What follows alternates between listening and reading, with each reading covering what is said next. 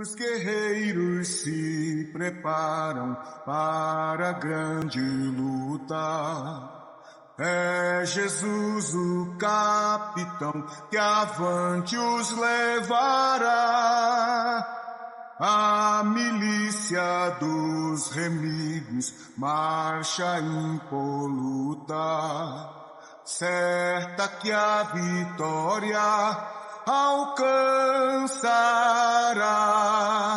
Eu quero estar com Cristo, onde a luta se travar, no lance imprevisto, na frente me encontrar, até que o possa ver na glória, se alegrando da vitória, onde Deus vai me coroar.